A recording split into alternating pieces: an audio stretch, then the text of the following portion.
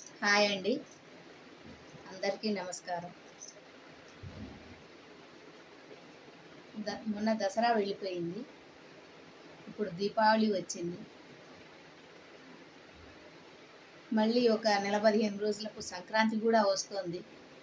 నెల 15 రోజులు, 2 నెలల టైంలో. కానీ ఇవి వస్తున్నాయి, పోతున్నాయి. కానీ వాటి వల్ల మనం ఏం నేర్చుకుంటున్నాం? అది గమనించారా? కుటుంబ వ్యవస్థలో మార్పులు ఎలా వస్తున్నాయి? మనకు పండుగల సారాంశం ఏమిటి అనేది మన పిల్లలకు మనం చెప్తున్నామా? మన పిల్లలకు మనకి ఏమీ చెప్పట్లేదండి. అసలు పిల్లలతోటి టైం గడవటానికి కూడా మనకు టైం లేదు. ఎందుకంటే తండ్రి జాబ్కి వెళ్తాడు, తల్లి కూడా జాబ్ చేస్తుంది. పిల్లలు పొద్దున పోతే మళ్ళీ సాయంత్రానికి వస్తారు. వాళ్ళకేం తెలుస్తుందండి మన సాంప్రదాయాలు, మన పద్ధతి? అందుకనే ఈ పండగ రోజుల్లోనైనా సరే పిల్లగాళ్ళని దగ్గర కూర్చోబెట్టుకొని ఏ పండగ ఎందుకు వచ్చింది, ఈ పండగ వెనుక ఉన్న సారాంశం ఏమిటి? నరక చతుర్థి అన్నాడు. నరకుణ్ణి చంపారు కాబట్టి, రాక్షసుడు వధ జరిగింది కాబట్టి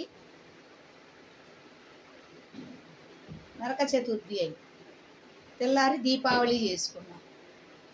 అంటే రాక్షసుని వధ జరిగింది కాబట్టి దీపావళి పండగ, దీపాలు వెలిగించుకొని, మనం ఇంట్లో దీపాలు వెలిగించుకొని మనం దీపావళి పండుగ చేసుకుంటున్నాం.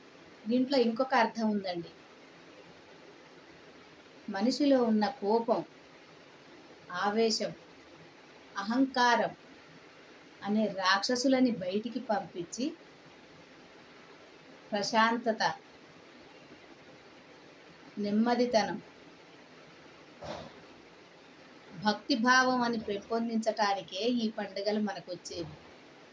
ప్రతి పండుగకు ఒక రాక్షసుడు చచ్చిపోతున్నాడు. అంటే మనిషిలో అహంకారం అనేది చచ్చిపోతేనే, మనిషిలో అహంకారం కూడా రాక్షస రూపం దాలుస్తుందండి. మనిషిలో అహంకారం ఆ రాక్షసుడిని తరిమేయటానికే మనకు ఈ పండుగలు జరుపుకుండేది. వెనకట దేవతలు రాక్షసుల్ని వధించారు. వాళ్ళు వధించారు, కానీ మనం ఇప్పుడు ఎవరిని వధిస్తాం చెప్పండి? మానవ మాత్రుల మనం పండుగలు చేసుకుంటున్నాము అంటే మనిషిలో ఉన్న అహంకారాన్ని చంపుతున్నాము అని అర్థం. మనిషిలో ఉన్న దుర్గుణాలని నశింపచేయటమే మనకు పండగ చేసుకోవటం. ఒక మనిషి క్రూరాత్ముడయ్యి ఒక కుటుంబంలో ఒక మనిషి చెడుగా ఉన్నా కానీ కుటుంబం మొత్తం నాశనం అయిపోతుంది. అలాంటి క్రూర స్వభావం లేకుండా ఉండాలని దేవుడి పూజలు, దేవుడి స్తోత్రనామావళి ఇంట్లో ఎప్పుడూ జరుగుతూ ఉండాలి. అలాంటి ఇంట్లో సుఖ సంతోషాలు, భోగభాగ్యాలు ఉంటాయి. మనిషిలో ఉన్న అహంకారం అనే రాక్షసిని చంపి మనం వెలుతురులోకి వస్తాం కాబట్టి ఈ దీపావళి జరుపుకుంటున్నాం. అవునంటారా, కాదంటారా? కాబట్టి సమస్త ప్రజానికం మన మనిషిలో ఉన్న ద్వేషం, పగ, అహంకారం అనే దుర్గుణాలను వదిలిపెట్టి అట్లాంటి రాక్షసులని మనలో నుంచి తీసివేసి మంచి స్నేహభావం, ప్రేమతత్వం పెంపొందించుకొని మనిషికి మనిషి సాయం చేసుకొని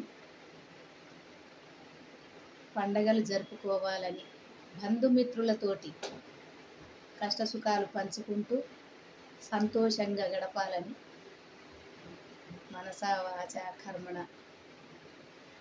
ఆకాంక్షిస్తూ లలితా కిచెన్ MG 5S. నమస్తే.